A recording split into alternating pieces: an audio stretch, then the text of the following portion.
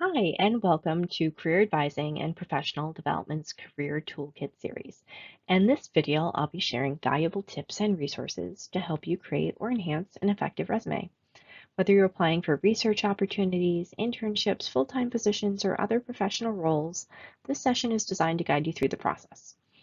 Let's dive into the CAPD resources available to you and then get started on making your resume stand out.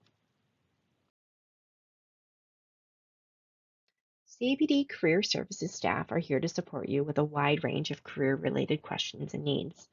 Whether you are certain about pursuing a career in industry or academia, unsure about your next steps, or somewhere in between, we can help you navigate your career journey in a variety of ways. Appointments with CAPD offer tailored support on a wide range of topics, including major selection, job and internship search strategies, resume and cover letter writing, interview preparation and practice, salary and offer negotiation discussions, medical and graduate school applications, or navigating the faculty job search. We're here to provide the guidance you need at every stage of your career development and hope that you'll stop by for advice when you need it.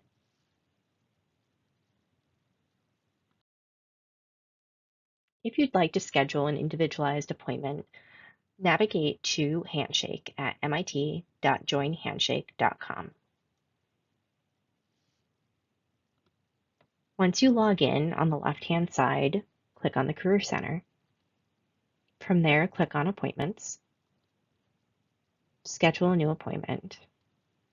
You will have options for you to select the type of appointment that best matches what you want to talk about. From there, you'll be able to select a time. Most appointments will be between 30 and 60 minutes in length to accommodate your schedule, and we offer appointments year-round. However, if you have any trouble accessing Handshake or you have an urgent need and do not find a time that works with your schedule, please email capd@mit.edu to find possible options. In this presentation, I'll cover the essentials of resumes, what they are, what employers look for, and how to make a strong impression. We'll discuss formatting best practices, key sections to include, and tips for crafting effective bullet points. I'll also provide advice on tailoring your resume and offer additional resources to enhance your resume building process. A resume's primary role is to offer a clear summary of your education and experience. It's crucial to refine your resume since it's often the first impression of a hiring manager, which will influence whether they'll consider you for an interview or share your resume within their network. Recruiters typically spend just 6 to 10 seconds reviewing a resume, so it's critical that yours quickly and clearly presents the most relevant information. As a career advisor, I often get asked about the difference between a curriculum vitae, a CV, and a resume. While they share similarities, they serve different purposes. A CV is used for academic research or faculty positions and provides a comprehensive overview of your education, research, publications, and other achievements. CVs can be quite lengthy and have no strict page limit, often including extensive publication lists and references. In contrast, a resume is a focused summary of your most relevant experiences, typically limited to 1 or 2 pages. Resumes are common for industry roles and require careful selection of content due to the space constraints. References are usually not included in resumes, but may be requested separately. This presentation will focus on resumes.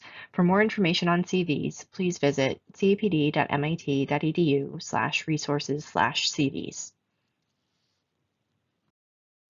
While going into the process of writing or updating your resume, it can be helpful to put yourself in the mindset of those who will be reading it. This will often be a recruiter, hiring manager, or a committee who is working to fill a job opportunity. Throughout this presentation, I may refer to them as your reader or your audience. To set the stage, your audience likely is receiving hundreds, and in some cases thousands, of applications. This is not the only task they have on their plates, and may be doing this on top of other projects.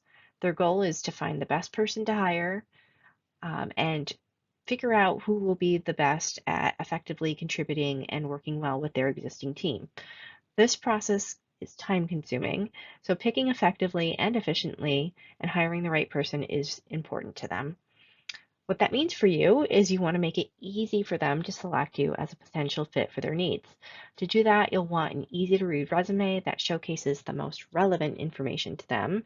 If you're unsure what that might be, the job description will give you some clues, and your industry may have some standards that you can learn about from speaking with others in your field of interest. Different industries may prioritize different attributes, but common themes often emerge. The National Association of Colleges and Employers conducts an annual survey to identify key qualities that employers seek while reviewing resumes. While the specific rankings may shift slightly, the core skills remain consistent from year to year when they do the survey. Employers value a range of abilities, including problem solving, analytical skills, and interpersonal skills. They look for candidates who are hardworking, flexible, take initiative, and possess relevant technical skills. To align with what employers seek, it's important to highlight experiences that showcase a mix of skills. Start by inventorying your interpersonal skills. Where have you collaborated or perhaps mentored others? Do you have teamwork experiences or leadership experiences? Next, you can think about where you have conceptual skills that you can emphasize, such as problem solving or strategic thinking or design skills. Finally, you can think about the technical skills. Include relevant technical skills specific to your industry wherever possible, like knowledge of particular software or systems. As a career advisor, there are concerns that I see frequently. Sometimes people feel that they don't have enough experience on their resume. You may be just starting at MIT and have experiences from high school, and you can absolutely keep those on your resume. Or perhaps you are switching from a different industry and you don't have as much experience in your new field of interest yet. In either case, focus on sharing the most relevant skills and what you did accomplish out of those things that you have done. You can often highlight skills that will transfer over to being helpful in this new setting, or you can look for some more of those blended skills that employers are seeking. You additionally may have experiences that were volunteer-based or personal projects that do highlight relevant skills. It doesn't matter that they weren't paid, you can still include those.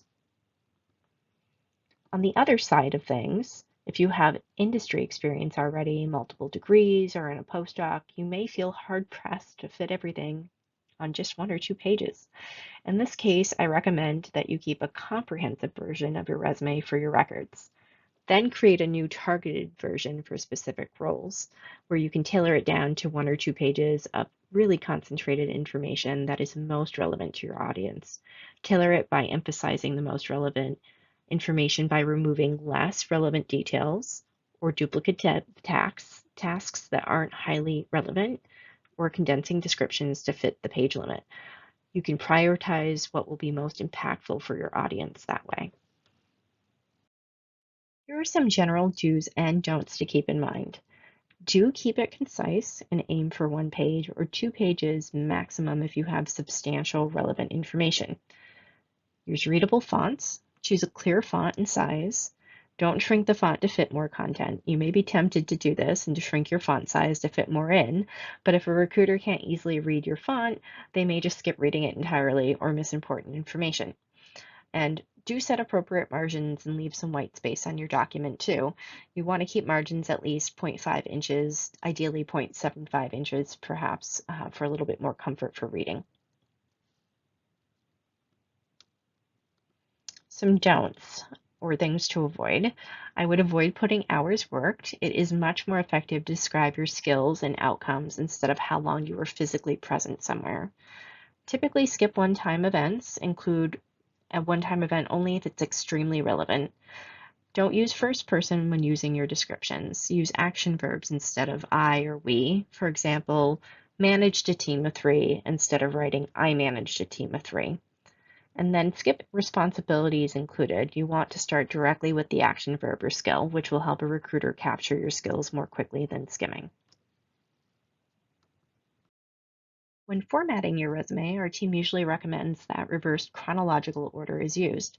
That means within each category or section on your resume, the experiences will be listed with the most recent experience first, based on the end date.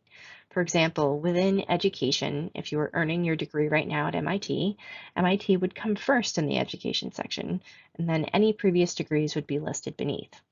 For work experiences, if you're still currently an employee or, for instance, currently a leader in a club, then your end date will be listed as present. You'll be able to see more examples of formats and what this looks like in our Career Development Handbook. Here's one example of an entire resume so that you can get a sense of some of the categories or sections you can have. Each individual may have some differences in how they set theirs up, but you'll always start with your contact information at the top of the document. Typically, your education section will come next. Following that, the bulk of your document is likely to be dedicated to your experiences. You'll have some flexibility in how you may want to label your experiences here. For some, they may have themes to their experiences and want to capitalize on that. For example, if you've had many research and internship experiences in robotics and are applying to full-time robotics jobs, you may want your experience category to say robotics experience. More commonly, though, we will see a relevant experience category where you can bring all of the most relevant experiences that your reader would find important toward the top of your document, and then they'll be seeing those first. Other experiences that are not as relevant could then go into a subsequent additional experience category. There are many ways to frame and position your categories, and if this is something you want to talk through, you're more than welcome to meet with a career advisor to talk about potential strategies for you. There are also optional categories you can consider adding. Common ones I see are awards, projects such as robust projects for classes or relevant personal projects, activities or leadership, skills. Skills is actually a great category to include as it can be tailored to show employers your relevant technical skills like foreign languages, computer languages. If you're a mechanical engineer, you could highlight your machining skills, etc. Now let's dive into the education section of your resume. This part of your resume should clearly highlight your academic background and accomplishments. Here's what to include for each entry that you have under education. You'll want the institution name and location. For schools in the US, include the city and state. For international institutions, you can include the city and country. You'll want to include the degree information as well, so specify the degree you've earned or are earning, for instance, Bachelor of Science, a Master's of Art, PhD, and your major. If you're still pursuing a degree, note your expected graduation date and your status, such as candidate for Bachelor of Science in Computer Science. For dates, include the date you completed your degree or your expected graduation date, and it's not necessary to list the start and end dates of your studies. Just the end date or anticipated end date is sufficient. There are also some optional categories. If you choose to include your GPA, mention the scale it's based on. For example, 4.0 or 5.0. For instance, if you studied at MIT where the GPA scale is 5.0, make sure to specify this so the employers understand the context. Relevant coursework is also another optional category. You can list up to 5 or 6 relevant courses that pertain to the job you're applying for, but keep it concise. Ideally, 2 lines to avoid cluttering up your resume, and your resume should be highlighting the most relevant and impressive aspects of your education. If more detailed information is needed, the employer can always request a transcript. Here are a couple of examples to illustrate how you might format your education section. The first one is with 1 degree. And the second one gives an example if you have multiple degrees. Next, let's focus on the experience section of your resume. This is where you'll likely spend the most space and effort. Here's how to structure each entry effectively. You'll want the organizational name that you were at, the location. Again, you can do city, state, or city, country for international experiences. You'll want a position title, and the dates, and you will include the date range here. You can use the month and year for format at the start and then a month and year for the end date or through present. And then for each entry that you do this setup for, you'll include bullet point descriptions, which will describe your responsibilities and achievements. In those, you'll want to focus on what you accomplished and the skills you developed, and you'll want to use strong action verbs and quantify results whenever possible. Remember, the experience section can include a wide range of activities, paid jobs, full-time or part-time, Unpaid work, such as volunteering or community service, especially if it's relevant and showcases transferable skills. Both paid and unpaid internships, freelance projects, or personal projects. If it's experience that gives you relevant skills, you can definitely put it on your resume. And below is an example of how to format an entry in the experience section.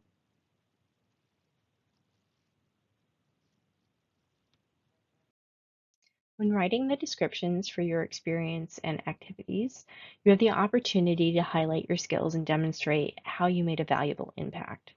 This is where accomplishment statements, sometimes referred to as PAR statements, come into play.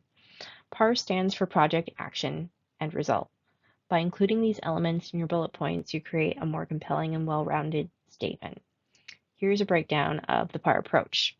For project, briefly describe the task or project you were involved in. Action, explain the specific actions you took, using strong action verbs to convey your role.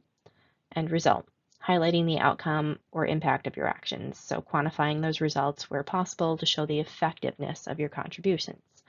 Alternatively, you can use a simple formula to structure your bullet points. Start with an action verb, choosing a verb that reflects the skill you applied. For example, led, designed, analyzed. Include the subject, briefly state what you did, and then include the end result. Describe the positive outcome or impact of your actions. For example, consider this bullet point. Collaborated on a team of 4 to create a robot that could autonomously vacuum a room in under 10 minutes. To create compelling bullet points for your resume, start with some brainstorming. And here's a step-by-step approach you can use as an activity to help you craft effective statements on your own. Begin by listing strong action verbs that capture your skills and accomplishments. Think about both technical and interpersonal skills you've used, and then choose verbs that are clearly going to convey your role and impact. Next, identify relevant tasks. Consider the specific tasks you performed in each role.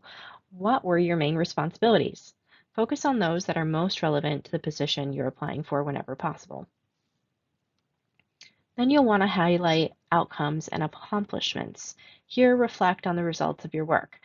What did you achieve? If possible, include those quantitative aspects or data to illustrate the impact of those contributions, as numbers can significantly enhance the strength of your statements. So below we have examples of how a statement might evolve through this brainstorming process. A basic statement might be, led a team to design a new product. A more detailed statement would be, led a team of 5 to design a new phone, focusing on reducing production costs. And then an even more powerful statement that will be more effective is, led a team of 5 to design a new phone, achieving a 20% reduction in production costs compared to previous models. Including a quantitative result makes your accomplishments more concrete and compelling, but don't worry if you don't have exact numbers. Focus clearly on describing your role and the positive outcomes of your work. So many of our MIT students and postdocs have research experiences, so let's discuss how to effectively describe your research on your resume. Research often involves complex tasks, but the key is to make your achievements understandable to a broader audience, especially those who might not have your same technical background. Here are a few ways you can approach this. Focus on simplifying your language, especially in your descriptions. How would you explain your research to somebody outside your field? Your resume may be reviewed by human resources managers or professionals from diverse backgrounds, so avoiding overly technical jargon can be very useful. Use clear, accessible language that highlights the skills and accomplishments relevant to the role you're applying for. Focus on transferable skills wherever possible. Many skills gained from research are applicable not only to other research opportunities, but also other industry roles. Break down your research tasks into smaller, digestible components. This not only makes your achievements clearer, but it will help in demonstrating a range of skills. And then highlight the outcomes and impact of your work. Even if your research is ongoing or hasn't yet reached a final outcome, you can focus on the value and potential impact of your work. Describe what you've accomplished so far and what the intended results are. Here's an example of a resume description that might be able to give a little bit of a broader scope of skills. Analyzed 10,000 data points and created visualizations using Tableau to present findings and recommendations to research or project sponsors. This description provides clear details about technical skills such as data analysis in Tableau and the ability to communicate findings effectively. It's also very useful to think about what is the intended outcome or result of the research that you're doing, as research and the overall outcome can take a long time.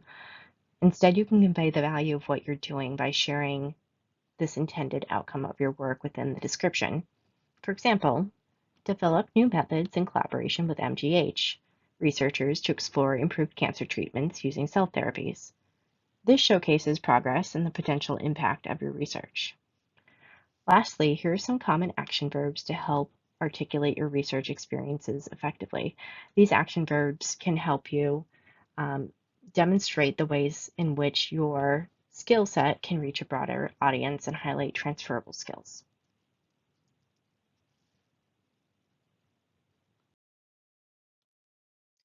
To make your resume as effective as possible, tailor it to the job description you're targeting. And here's how to identify what's most relevant to your reader and ensure your resume stands out. Analyze the description. Look closely at that job description for clues on what the employer values. Notice that they're also using action verbs and key terms. These often include important skills and qualities the employer is prioritizing. So if you're looking for action verbs, you might find things like communicate, collaborate, or optimize are frequently appearing in the job descriptions or repeated within the job description. That is likely reflecting a critical skill for the role. So make sure your resume includes those terms if they align with your experience. You can also try to match job-specific terminology that you're seeing within the job description.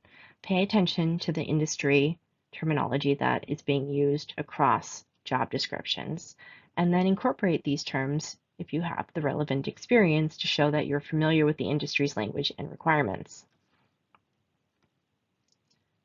Finally, you can get some clues based on the location of the job description bullet points.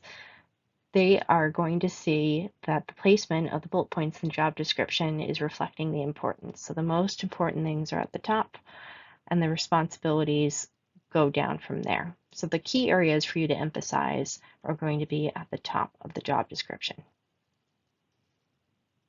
For example, if the job description emphasizes collaborating with cross-disciplinary teams, you have experience in that area, ensure you highlight this in your resume. Or if optimization is a recurring term, include examples of how you've optimized processes or systems in your previous roles. Then by aligning your resume with the job description, using relevant action verbs, and incorporating job-specific terminology, you really enhance your chances of making a strong impression and catching the employer's eye. Let's talk about applicant tracking systems, or ATS, and how they impact your job application process. Many companies, including many of the Fortune 500 companies, are using ATS to manage the high volume applications they receive. So the purpose of ATS software for employers is to help them filter and manage these large numbers and volume that they're getting. And it does so by looking for specific keywords and criteria. They're using this to streamline the process before a human recruiter reviews your application. So there are formatting tips that can help you and your resume navigate ATS. Avoiding complex formatting can really help because ATS may struggle with reading tables, columns, graphics, and images. It's best to stick to a simple and straightforward format without these elements to ensure your resume is readable. Use standard bullet points like traditional round bullet points, such as the ones in this slide, rather than unusual symbols or characters. Non-standard bullet points can confuse ATS and cause important information to be overlooked. Wherever possible, choose an ATS-friendly template. So opting for resume templates that are designed to be ATS compatible. These are often basic or text-focused templates, which work best. Check the slides at the end of this presentation as we have a few links to templates that you can consider. Incorporate keywords throughout your document. So part of doing the keyword research and identifying those key terms in the previous slides will help you do this. Incorporating those keywords naturally into your resume will improve your chances of passing the ATS filters and being a better match and getting passed along to a hiring manager. So tailor your resume, customize your resume for different roles or industries by emphasizing those relevant skills and keywords that align with each job or industry. So after making changes to match those, review your document again to ensure it's still effectively communicating your skills and experiences. And if you're applying to various industries, slightly adjust the language and focus of your resume to better match each sector's requirement or some of that tailored language that they're using. Doing these things can enhance the likelihood that your resume is going to successfully navigate that ATS process and reach a human recruiter, which is what you want. And that should help ensure that your thoughtful content that you've spent so long crafting is being seen and evaluated by a real person. So employers are using softwares, but you can also use generative AI to help you as well. And they can be incredibly useful for enhancing your resume if you're using them practically. Here's how you can leverage them effectively, along with some important considerations. When you're using generative AI for resume development, you can use it for strengthening your bullet points, especially if you're struggling to make your points more impactful. You can use AI tools to get suggestions. For instance, you might input a prompt like, how can I turn this statement into a stronger bullet point? The AI could then provide examples or rephrasing tips for you. You could ask it for tailoring advice of your resume for a specific industry. You could ask, how can I adapt this statement to better fit X industry? This would help you align your resume with the industry expectations and terminology, making it a little more tailored.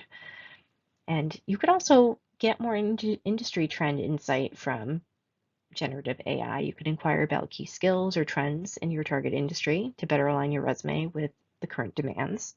For example, what are the top skills required for X role in X industry? There are considerations to keep in mind when using this generative AI as a resource. Up-to-date information is not always the best, so be aware that AI models may not have the latest industry trends or updates, as their knowledge can be updated. Some of them, such as ChatGPT 3.5, had a knowledge base cutoff, a date cutoff, and it didn't know any information after a certain date. So always cross-check information with current sources. AI can also make mistakes, so you do want to review any suggestions critically to ensure that they accurately reflect your experience and are appropriate for your resume. I'd also avoid sharing personal or sensitive information, such as your address or details that might be covered by a non-disclosure agreement or security clearances. And then remember, you are your own expert. AI does not know your unique experiences as well as you do. So you do want to make sure that any modifications or suggestions align with your true experiences to maintain the authenticity of what you've done in your resume. So in summary, a generative AI can be a valuable tool for refining and tailoring your resume. You can use it to enhance your bullet points and adapt your resume for specific industries, but I would always review the output critically to protect your information. So in summary, I hope that this session has provided you with a clearer understanding of how to craft an effective resume, whether you're applying for an internship, an undergraduate research opportunity, or full-time job. Here are some of the main points to remember. Use a clean and easy format to read that highlights your skills and experience, and ensure the content is accessible and clearly demonstrates the value that you bring. You have the freedom to organize and present your information in a way that best suits your background and the role you're targeting. Focus on what is most relevant to your audience. Employers often look for a well-rounded candidate. Make sure your resume includes both technical and interpersonal qualities to present a comprehensive picture of your abilities. Detail and impact matter in your bullet point descriptions. So spend some time refining those bullet point descriptions to clearly articulate your achievements and contributions. Those strong bullet points can significantly enhance the effectiveness of your resume, especially if ATS is looking for keywords. And then remember, you don't have to do this all alone. You can get some help from CAPD, and there are other resources available to help you with your resume development as well. But by applying these overall strategies, you'll likely improve your resume and help it to stand out effectively in communicating your qualifications to potential employers. Here are a few additional resources available to help with your resume development. We have a resume checklist available on our website. This checklist helps ensure you're meeting formatting and content recommendations for each section of your resume. And the CAPD handbook has not only the checklist, but contains comprehensive information on resume writing, including adapted samples from MIT students, postdocs, and alumni. We do have some resume templates, 1 and 2-page templates. We have those at different levels of experience. So 2-page templates are especially useful for PhD students and postdocs with more extensive experience. Handshake is a great resource for looking for jobs, but also for booking those one-on-one sessions with a career advisor or peer career advisor. And postdocs have access to a specialized career advisor through this platform as well. And finally, I'd like to point out another resource from our colleagues across campus. The MIT Communication Labs are fantastic. So explore their website for additional resume resources or to schedule appointments for their personalized assistance on your document too. We encourage you to utilize these resources to further refine your resume if you'd like to. But if you have any questions or need additional support, remember that we're here to help.